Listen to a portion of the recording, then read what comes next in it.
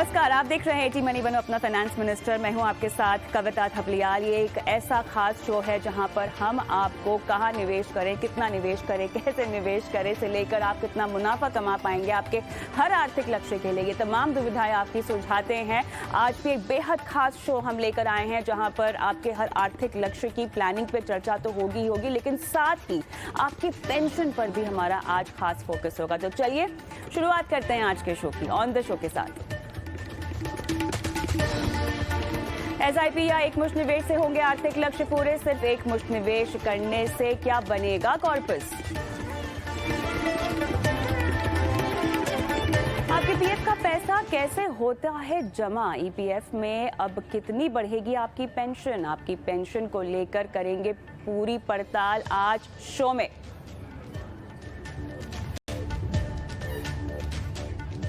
मौजूदा हालात में क्यों टारगेट मैच्योरिटी फंड को किया जा सकता है पोर्टफोलियो में शामिल, आपको देंगे हम समझाइश उसके बारे में आज विस्तार से।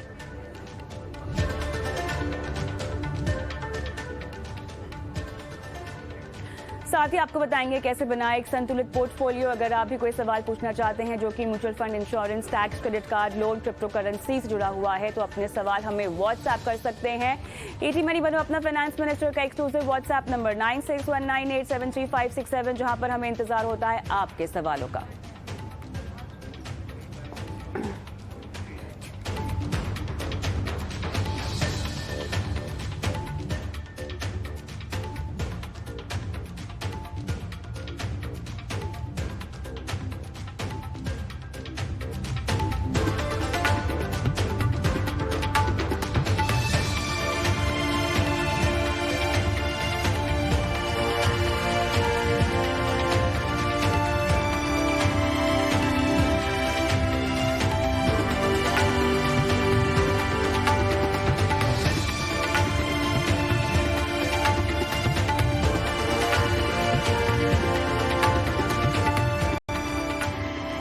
तो आपकी निवेश प्लानिंग के हर पहलू पर हमारी नजर रहती है इस शो के जरिए, और आज भी एक बेहद खास मुद्दा हम शो पर लेकर आए हैं, क्योंकि हमें अक्सर बहुत सारे सवाल ऐसे आते हैं जहां पर निवेशक हमसे पूछते हैं कि आपको हमें निवेश एसआईपी के जरिए करना चाहिए या लमसम या एक मुश्त के जैसे करना चाहिए, या एक मुश्त की रणनीति अपनानी चाहिए जब निवेश प्रक्रिया की वो शुरुआत करते हैं। अब ऐसे में एसआईपी बेहतर है या लमसम इन्वेस्टमेंट, ये तो बहुत हमेशा का ही डिबेट जो है वो रहा है। अक्सर हमने देखा है कि निवेशकों में कन्फ्यूजन इस मुद्दे को लेकर सामने आया है, लेकिन आज हम इसी कंफ्यूजन को दूर करेंगे। हमारे साथ मिसबा बक्सा मूसा जुड़ गए हैं, सीईओ एनजे वेल्थ। मिसबा, बहुत बहुत धन्यवाद आपका हमारी इस खास पेशकश में आज शामिल होने के लिए। तो निवेश प्लानिंग जो होती है, एक प्रोसेस होता है जो समझना बहुत ज़रूरी है हर निवेशक के लिए। आप जब कोई भी निवेश रणनीति तय करते हैं तो आपको अपने लक्ष्यों को तय करना चाहिए, उसके मुताबिक आपको निवेश के विकल्पों का चुनाव करना चाहिए। लेकिन ये सब करने के बाद भी बहुत सारे निवेशक कंफ्यूज रहते हैं कि निवेश का जो प्रोसेस है, जो प्रक्रिया है, वो कैसे इनको एसआईपी के जरिए पूरी करनी चाहिए या शुरुआत करनी चाहिए या लमसम निवेश के जरिए। इन सब पर हम बाद में आएंगे। मिसबा, मुझे ये बताएं, लक्ष्य को निर्धारित करना ये कितना इंपॉर्टेंट होता है, क्योंकि उसी के बाद होगा जो भी प्रोसेस शुरू होना है। पहले तो शुक्रिया कविता फॉर इनवाइटिंग मी आपके शो के अंदर। ये आपका जो सवाल है, ये एज अवर ग्रुप ये हम बहुत उस पर मायना रखते हैं, और हमारा जो एक डेफिनेशन है वो डेफिनेशन ये है कि अगर एक इन्वेस्टर को सक्सेसफुल होना है, और ये सक्सेस की डेफिनेशन भी हम बहुत इन्वेस्टर हमको पूछते हैं that what is the definition of success in investment, तो हमारा एक ही चीज कहना होता है that it is not the return that you get from your investment. आप क्या रिटर्न कमाते हो वो सक्सेस नहीं है। सक्सेस ये है कि आप अपना गोल अचीव करते हो कि नहीं आपके इन्वेस्टमेंट से, that makes a investor successful, right. So goal या लक्ष्य होना हर एक इन्वेस्टर के लिए बहुत जरूरी होता है। अगर लक्ष्य के बिना इन्वेस्टमेंट होता है तो हमने जो देखा है वो ये रहता है कि बहुत सारी गलतियां इन्वेस्टर करता है। पहले तो उसको मालूम नहीं होता है कि मुझे मेरा पैसा कहाँ डालना है। जैसे मैंने आपको बोला कि लक्ष्य है ही नहीं, और आपने ही बोला कि मेरा लक्ष्य नहीं है, तो मैंने पैसा बचाया, वो मैंने सीधा एफडी में डाल के रख दिया। अभी मुझे मालूम नहीं है कि एफडी में डालने से मेरा लक्ष्य पूरा होगा कि नहीं होगा। सो अगर आपके पास लक्ष्य क्लियर है कि आपका ये लक्ष्य है जो मुझे अचीव करना है मेरे इन्वेस्टमेंट में से, सो ऑटोमेटिकली आपकी बहुत सारी क्लैरिटी आपके पास आ जाएगी कि मुझे कितना बचाना है, मैं कितना बचा सकता हूँ वो भी शायद हम उसके अंदर डाल सकते हैं। उसके हिसाब से मुझे कितना रिस्क लेना पड़ेगा, मुझे कौन से एसेट क्लास में जाना पड़ेगा, बहुत सारे सवालों के जवाब मिलने चालू हो जाएंगे अगर लक्ष्य से आपने प्रॉपरली डिफाइन किया है। और अगर वो किया है, उसको आप इम्प्लीमेंट करते हो, तो उसके पूरे होने के बहुत ज्यादा चांसेस है, and that is what I believe is the definition of successful investment.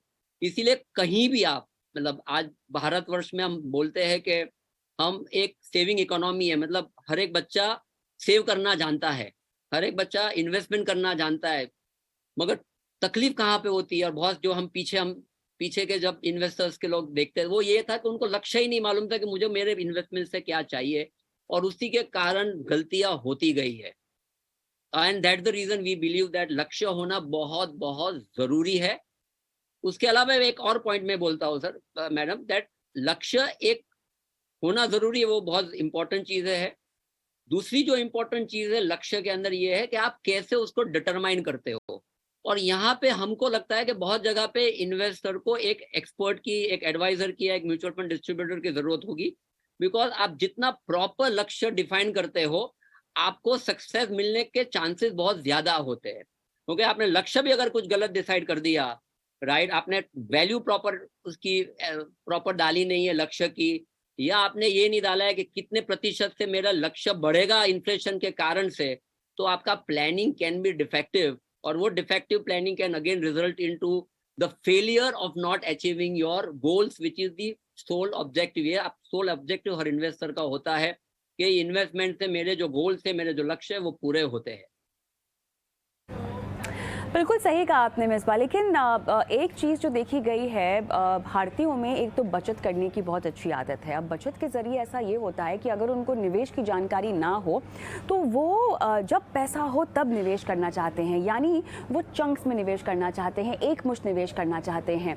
अब अगर कोई एक मुश्त निवेश करना चाहे तो उसकी रणनीति आपको कैसे तय करनी चाहिए, क्योंकि एक मुश्त निवेश ज़रूरी नहीं है कि वो डिसिप्लिन तरीके में हो, एक ही समय पर आप वो चंक डाल रहे हो निवेश राशि का, जरूरी नहीं है।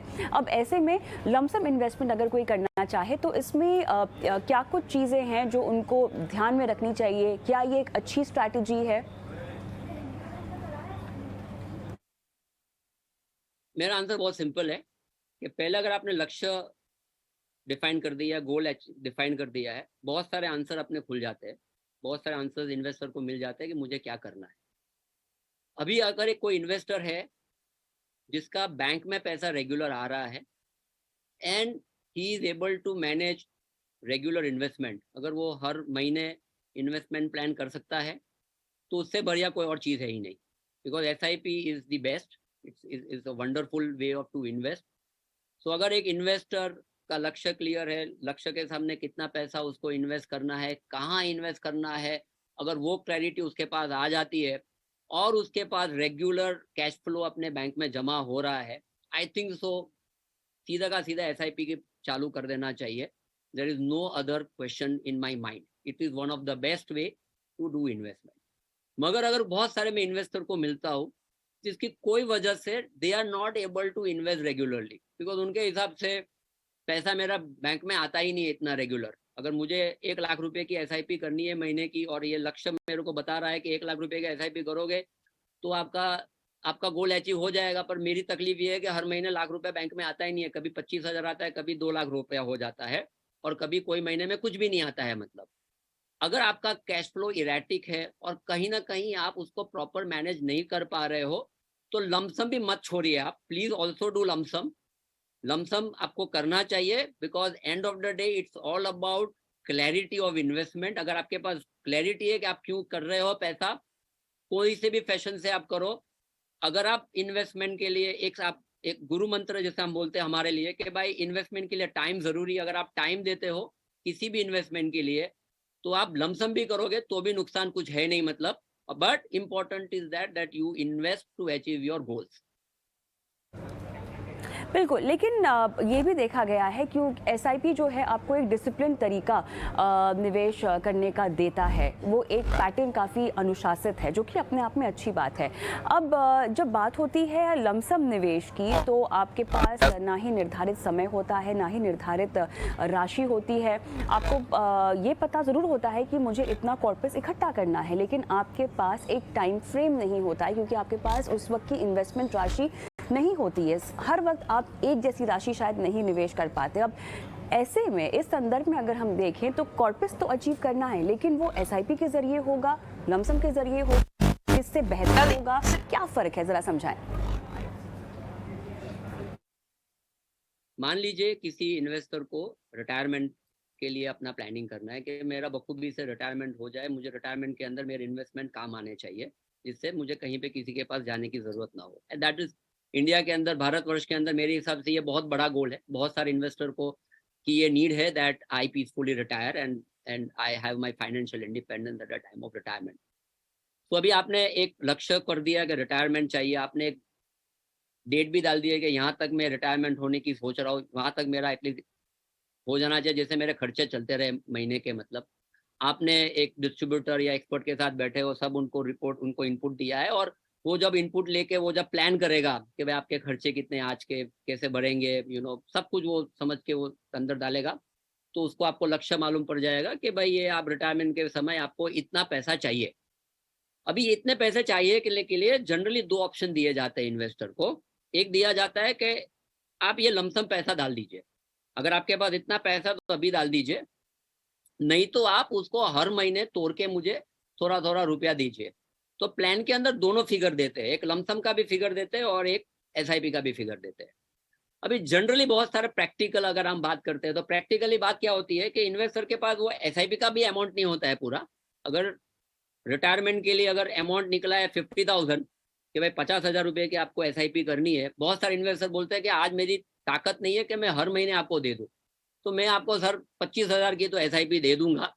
तो अगर हर साल मुझे कहीं ना कहीं से ज्यादा पैसा आता है, कहीं से इंसेंटिव आता है, बोनस आता है, या कहीं अगर बिजनेसमैन है तो कहीं से कुछ ज्यादा कोई सीजन में ज्यादा इनकम हो जाती है, तब मैं जाके थोड़ा ज्यादा डाल दूंगा मैं, जब भी मेरे पास पैसा है। तो ये क्लैरिटी के साथ जब वो इन्वेस्टमेंट चालू करता है कि एक एसआईपी चालू कर दी गोल के लिए, जहां जहां पे उसके पास कुछ ज्यादा पैसा आया उसने पैसा डाल दिया पैसा।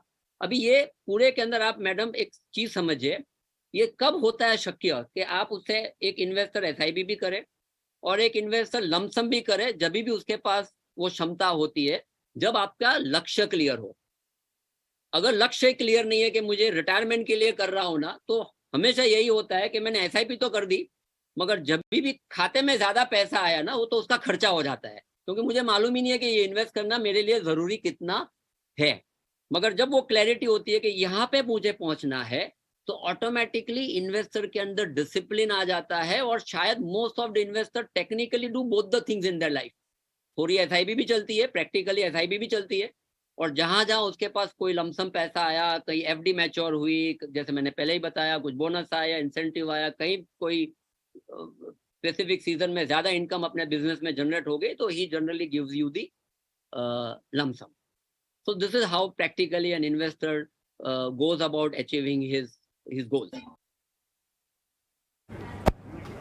अच्छा मिसबा, एक सवाल मुझे ये पूछना, जब आप एसआईपी करते हैं तो बहुत दर्शक और निवेशक ऐसे होंगे जो पूरे महीने अपनी एसआईपीज़ को बांटे रखते हैं, अलग अलग तारीखों में अपनी एसआईपी को वो डिसाइड कर लेते हैं। अब जब आप लमसम कर रहे हो तो वो तो आप कभी भी कर रहे हो जब आपके पास पैसा हो। जब आप एसआईपी कर रहे हो और अगर आपने उसको एक महीने में अलग अलग तारीखों पर स्प्रेड आउट किया हुआ है, तो कहीं ना कहीं आप बाजार की हर तरह की चाल और हर तरह के उतार चढ़ाव में पार्टिसिपेट कर लेते हो, उसका फ़ायदा आपको मिल जाता है। लेकिन जब आप लमसम कर रहे हो तो क्या उस वक्त बाजार की चाल को ध्यान में रखना चाहिए? क्योंकि आप तो पर्पस एसआईपी का हो या एकमुश्त निवेश का हो, आपको अपना कॉर्पस इकट्ठा करना है, तो क्या बाजार की चाल को देखते हुए आपको एकमुश्त निवेश करने का फैसला क्या लेना चाहिए? बिल्कुल नहीं है, that is what I believe, because I don't think so कि आज दुनिया में किसी को भी मालूम है कि आज बाजार खराब है कि अच्छा है। वो सब पीछे देख के ही मालूम पड़ता है कि ये टाइम अच्छा था कि बुरा था। बाकी सब परसेप्शन है, और परसेप्शन आर ऑलवेज रॉन्ग। आज किसी को लगता है कि मार्केट बुरा है तो मार्केट चल जाता है, किसी को लगता है मार्केट अच्छा है तो मार्केट गिरता है. So whatever today is, it is perception. Whatever is in the past, we can see कि ये अच्छा टाइम था कि बुरा टाइम था. हम हमारे निवेशकों को एक ही चीज बोलते हैं कि इन्वेस्टमेंट के सबसे जरूरी, स्पेशल इक्विटी की हम बात करते हैं और कहीं पे भी बात करते हैं sir. What is important in investment is that time that you give to your investment. जितना आप समय इन्वेस्टमेंट को देंगे इतना वो आपके मदद रूप होगा. दो प्रकार से होगा. एक होता है कि आपका power of compounding works in the long term. जितना आप समय इन्वेस्टमेंट के लिए देंगे तो आपका पावर ऑफ कंपाउंडिंग आपके लिए काम करेगा. और अगर आपने इक्विटी जैसे चीज के अंदर पैसा लगाया है, जिस generally we are talking only, आज हम इक्विटी के बारे में बात कर रहे हैं, टाइमिंग इक्विटी में ही आता है, वहां पे रियल रेट ऑफ रिटर्न मतलब इन्फ्लेशन से ऊपर का रिटर्न. अगर ये दोनों चीज को आप लंबे समय के लिए डालते हो तो आपको पता चलेगा टाइमिंग की कोई जरूरत ही नहीं है. इन अ सिंपल टर्म्स, थोड़े सिंपल तरीके से अगर मुझे समझाना है तो 20 साल पहले चले जाते हैं.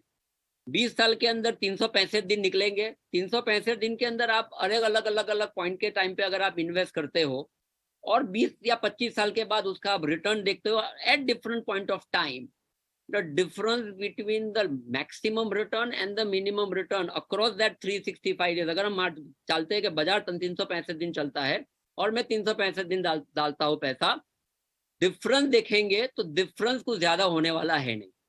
तो कहने का मतलब ये है कि अगर आपका पैसा लॉन्ग टर्म है, गोल ओरिएंटेड है, तो टाइमिंग करने की कोई जरूरत नहीं है. अगर आपका पैसा लमसम भी है तो राइट एसेट एलोकेशन, जैसे मैंने पहले ही बताया, आपको गोल अचीव करने के लिए आपके लिए क्या सही एसेट एलोकेशन है वो डिसाइड करना जरूरी पहले है और उसके मुताबिक आपको इन्वेस्टमेंट करना है. That's what I can only tell. Forget timing, nobody can really time the market. Misbah, अब एक $1 मिलियन क्वेश्चन आपके लिए, जो कि बहुत लोगों के लिए जवाब देना थोड़ा सा ट्रिकी होता है. निवेशक अपने गोल्स को तो लाइन अप कर लेते हैं, लेकिन वो गोल्स क्या एसआईपी के जरिए आप जल्दी पूरा कर पाएंगे या लमसम निवेश के जरिए जल्दी पूरा कर पाएंगे? बताएं. Again it's a very simple question to answer. बहुत सिंपल है. देखो, एक छोटा सा एग्जांपल ही बताता हूँ. 10 लाख रुपया मेरे पास आज बैंक के खाते में है और मुझे इन्वेस्ट करना है. मेरा गोल नक्की है, क्या मुझे अचीव करना है. दो तरीके हैं अभी. आज 10 लाख डाल दीजिए, टाइमिंग की चिंता छोड़ दीजिए, चिंता मत कीजिए, 20 साल का समय है. क्यों सोचना, क्यों दिमाग लगाना कि आज मार्केट कम है, आज मार्केट ज़्यादा है, कल गिरेगा मार्केट, कल बढ़ेगा market, because I don't think so anybody have an answer. तो एक ऑप्शन ये है कि ये सब सोचो नहीं, अपना रिस्क प्रोफाइल के हिसाब से अपना एसेट एलोकेशन डिसाइड करके I invest my money into where it is to be invested. दूसरा ऑप्शन क्या है कि 10 लाख को आप तो टुकड़ा कर दो सर, बिकॉज मैं तो एसआईपी मानता हूँ सर, बिकॉज किसी ने मेरे को बताया एसआईपी बहुत अच्छी चीज है. तो यही 10 लाख रुपए की मैं किस्तें बना देता हूँ और किस्तें को मैं अगले 10 या 15 साल में स्प्लिट कर देता हूँ. And that is how I do, because somebody said that SIP is a very good thing. अभी बहुत सिंपल है कि ये 10 लाख जो आपने लमसम में डाला है, it is going to get 20 years to compound. उसको 20 साल मिलेंगे. बहुत नेचुरल है that the return from that 10 lakhs of rupees invested in lump sum is going to be far better than you converting into an SIP, जहां पे आपने उसको छोटे छोटे किस्तें बना दिए, मगर हर किस्ते को कम टाइम मिल रहा है ग्रो करने का. पहला किस्ते को तो शायद 20 साल मिलेगा, मगर जो 10 साल 15 साल के बाद जो किस्तें जाएगी उसमें कम रिटर्न, उसको बहुत कम समय मिलेगा ग्रो करने के लिए. तो बहुत नेचुरल है कि 10 लाख का lump sum would be far better than the SIP. सो मेरा पॉइंट यही है कि लमसम और SIP is not different, right. SIP is the best, कोई सवाल ही नहीं उसके अंदर, but it is typically for people. बहुत सारे लोग होते हैं जिसका रेगुलर पैसा आता रहता है बैंक के अंदर, उसको सही तरीके से अगर आपको बेनिफिट लेना है तो आपके लिए SIP is one of the best. मगर पैसा बैंक में लमसम पड़ा है, आपके निवेश के गोल्स एकदम आपके डिफाइंड है, you don't need to think or break it out, it is just to invest for that particular goal. Even lump sum is good. एक ही चीज lump sum में याद रखनी है, समय लंबा होना चाहिए, and it should, the asset allocation should be appropriate to your tenor, और आपके रिस्क प्रोफाइल के साथ वो appropriate होना चाहिए. मिसबा, बहुत बहुत धन्यवाद, समय निकाला आपने, इतनी बारीकी से इस पूरे मुद्दे पे चर्चा की है। तो कहीं ना कहीं निवेशकों के लिए अच्छी रणनीति यही है कि एक तो एसआईपी आप बिल्कुल तय तरीके से निर्धारित कर ही दें, लेकिन जब जब आपके पास एक्स्ट्रा पैसा हो तो एक मुश्त के तौर पे भी अपनी निवेश की रणनीति को आगे बढ़ाना चाहिए, अपनी निवेश राशि को आगे बढ़ाना चाहिए। लेकिन चलिए, ये तो निवेश